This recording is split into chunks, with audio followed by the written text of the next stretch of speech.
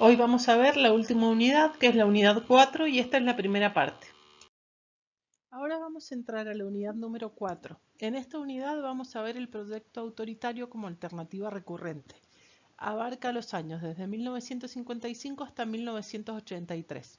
Debemos aclarar que esta etapa tiene dos grandes partes. Un primer periodo y un segundo periodo que tiene que ver con todo lo que sería el terrorismo de Estado.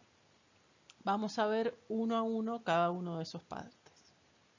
En la unidad pasada vimos cómo derrocaron a Perón. El derrocamiento de Perón fue un golpe de Estado que fue el 16 de septiembre de 1955 y se lo conoció como Revolución Libertadora, que se amparó en un amplio conglomerado político y social cuya cohesión, la base de esa cohesión era el rechazo al presidente. Este frente antiperonista estaba formado por todos los partidos políticos opositores y además la Iglesia y las organizaciones de laicos y buena parte de las Fuerzas Armadas. También habían estudiantes universitarios y mucho empresariado rural y parte industrial y comercial. Como les acabo de decir, el golpe de Estado fue el 16 de septiembre de 1955. Las Fuerzas Armadas, al mando del general Lonardi, derrocaron a Perón y establecieron una dictadura militar llamada la Revolución Libertadora. En realidad dura varios días y esto sucede el 23 de septiembre de 1955. Perón va a partir al exilio y desde allí durante 17 años no va a estar en la República Argentina. Ahora vamos a ver del peronismo sin Perón al antiperonismo. Como la mayor parte de la organización de los golpes de Estado en nuestro país, los acuerdos entre los distintos sectores eran muy limitados. Solamente tenían un punto en común que era el rechazo de Perón, pero diferían en todos los demás objetivos. Estas diferencias se hicieron notar en el inicio de este gobierno militar de Leonardi y luego de Aramburu. Leonardi representaba una minoría del golpe y quien lo va a suceder va a ser Uriburu. Después de la caída de Perón, la economía se reorganizó hacia una menor intervención del Estado y se privilegió la economía de libre mercado. Las primeras medidas del nuevo gobierno fueron la disolución del IAPI y la desnacionalización de los depósitos de los bancos. Además, se devaluó el peso, nos integramos al Fondo Monetario Internacional y al Banco Mundial y se abandonó la tradicional relación comercial bilateral solamente con los países europeos. Pero el gobierno de Aramburu falló y no logró estabilidad económica, no pudo controlar el deterioro de la balanza comercial ni detener el proceso inflacionario, cuya consecuencia directa fue la caída del salario. Durante la presidencia de Aramburu se tomaron drásticas medidas con respecto al peronismo. La más importante de ellas fue su prescripción. El peronismo fue proscripto. Se intervino la CGT y se encarceló a sus dirigentes. Se prohibió mencionar en la prensa a Eva o a Perón y la publicación de cualquier imagen, símbolo o palabra que fuera expresión de su movimiento. Y se declaró la ilegalidad del partido peronista. Ustedes imagínense lo que implicaba esto, que una masa de gentes y de votantes y de admiradores y de seguidores del partido peronista ni siquiera podían mencionar la palabra peronismo, porque se los perseguía y se los encarcelaba.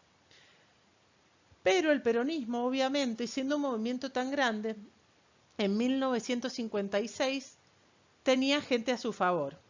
Y ese año, algunos militares peronistas, sin el apoyo de Perón, se alzaron contra el gobierno. Este fracaso de intento de golpe contra el gobierno va a estar dado por un militar que se llama Juan José Valle. ¿Qué va a pasar? La noche del 9 de julio de 1956, la policía de la provincia de Buenos Aires va a allanar una casa en la localidad de Florida, en la provincia de Buenos Aires, y detiene a un grupo de civiles que se suponen que habían estado implicados en esta revolución militar encabezada por Juan José Valle. ¿Qué va a pasar? En la madrugada del día siguiente, esas personas son fusiladas en un basural en José León Suárez, en cumplimiento de la ley marcial que se promulga y se difunde por la radio. La verdad es que a esto se lo denomina Operación Masacre. La verdad es que comienza a mostrar las barbaridades que tienen las dictaduras militares y aquí lo podemos ver muy claramente.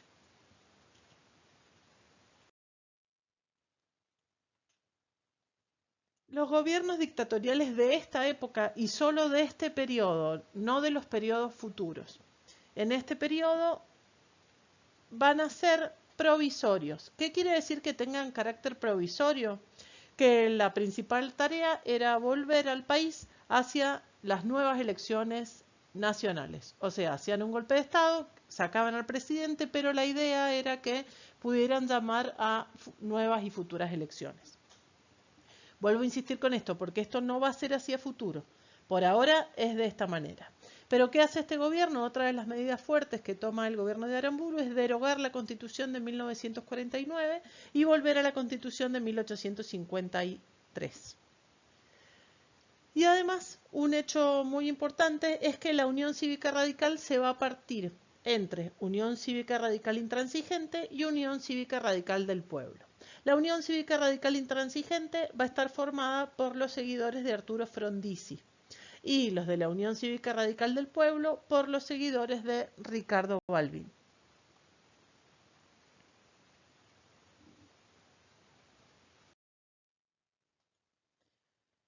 La Revolución Libertadora convoca elecciones para 1958 limitadas y controladas por las Fuerzas Armadas, con la proscripción del peronismo. Entonces, Frondizi va a llevar a cabo una audaz maniobra frente a las elecciones que se avecinaban. Recuerden, el peronismo está proscripto. Entonces, Arturo Frondizi, candidato a presidente por la Unión Cívica Radical Intransigente, estrechó sus contactos con Perón a través del delegado de Perón, su delegado personal, que era John William Cook, y le propuso un pacto secreto por el cual el peronismo iba a votar a la fórmula de la Unión Cívica Radical Intransigente. ¿A cambio de qué? A cambio de la promesa de la legalización del peronismo y el fortalecimiento de la CGT. Los resultados de las elecciones van a evidenciar un papel muy importante que tenía Perón sobre la política argentina. Termina ganando Frondizi la presidencia de la Nación. Entonces, resumamos esto. Frondizi hace un pacto con Perón. Perón, recuerden que está en el exilio, a la distancia, lo hace a través del delegado personal de Perón en la Argentina, que va a ser John William Cook. Y gracias a este pacto, la Unión Cívica Radical Intransigente va a ganar las futuras elecciones. Y acá abro un paréntesis muy importante. Desde que aparece Perón en la escena política hasta la vuelta de la democracia en 1983, todo el acontecimiento político de la República Argentina va a estar dado por este personaje que es Perón, ya sea porque lo votan, porque no lo votan, porque están a favor, porque están en contra, pero siempre tiene que ver, o la política argentina va a estar coqueteando con este peronismo. Frondizi llega a la presidencia y se hace cargo de la misma el 1 de mayo de 1958. Tenía una gran mayoría parlamentaria, controlaba todos los gobiernos provinciales, pero la base de su poder era endeble, porque la mayoría de los votos que había sacado no eran a favor de él, sino que era gracias al pacto que había hecho con los peronistas, lo cual hizo que se ganara la desconfianza de los militares. El gobierno de Frondizi buscó cumplir algunas de las promesas electorales. En mayo de 1958 amnistió a todos los presos políticos del peronismo y a todos los perseguidos durante la presidencia de Aramburu, aunque esto no incluye la vuelta de Perón y a su partido. También ascendió a almirantes, a Rojas y al general Aramburu, que es contradictorio en relación al peronismo, y también intentó volver a los acuerdos obrero-patronales impulsados por Perón. También otorgó un generoso aumento de los salarios y sancionó en agosto de ese año una nueva ley de asociaciones profesionales. El primer objetivo del gobierno de Frondizi era promover el desarrollo económico del país, que significaba impulsar con celeridad la industrialización, cosa que le faltaba a este país. Con el peronismo, en la segunda presidencia se había impulsado la industrialización, pero había quedado caduco ese segundo plan quinquenal. Entonces, durante la presidencia de Frondizi se priorizó la negociación con las grandes corporaciones en vez de buscar los consensos con los partidos políticos. La política desarrollista permitió un relativo crecimiento de las industrias automotriz, siderúrgica y petroquímica. Pero, por desgracia, constantemente tuvo que negociar con los militares. Frondizi va a desarrollar una gran política desarrollista.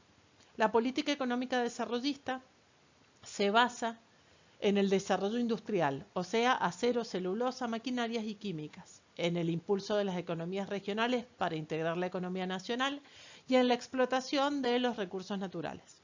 Esa es la base del desarrollismo. O sea, la meta de estos desarrollistas era construir un país industrial y moderno, de acuerdo con los ejemplos, por ejemplo, de Estados Unidos o la Europa de posguerra.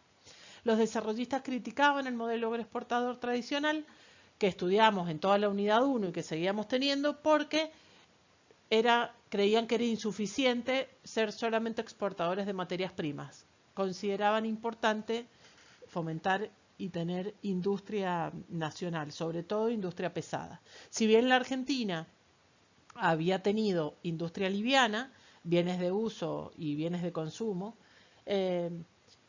los que van a proponer los desarrollistas es invertir en industria pesada, como les dije recién, acero, celulosa, maquinarias, químicos, etc. Impulsar la industrialización requería de grandes inversiones y Frondizi modificó su línea de pensamiento y abrió la apertura de la economía para inversiones extranjeras. Desde 1959 se impulsaron una serie de leyes que estimularon la radicación de capitales extranjeros bajo condiciones muy generosas, pues las ganancias se podían ir de vuelta a los países de origen. Se facilitó entonces la llegada al país de un valioso flujo de inversiones extranjeras, puesto que se establecieron en el país varias filiales de empresas multinacionales. Por ejemplo, grandes automotrices. El programa de Frondizi además aspiraba a crear una nueva relación entre los trabajadores, los empresarios y el Estado, que sintetizaba esta idea con la palabra integración. El desarrollo y la integración eran las dos caras de una misma moneda, según el pensamiento de este gobierno. Ojo, esta idea de mejorar el nivel de vida de los trabajadores a través del desarrollo tiene mucho que ver con las ideas peronistas. Esta idea entonces guardaba cierta continuidad con estas políticas que se hicieron durante la segunda presidencia de Perón. Recuerden que allí se había intentado modificar las relaciones entre obreros y empresarios con el objetivo de aumentar la productividad del trabajo y durante el mandato de Frondizi se adoptan rápidamente algunas medidas que procuraban acercar los sindicatos al gobierno. La más importante fue la normalización de la CGT.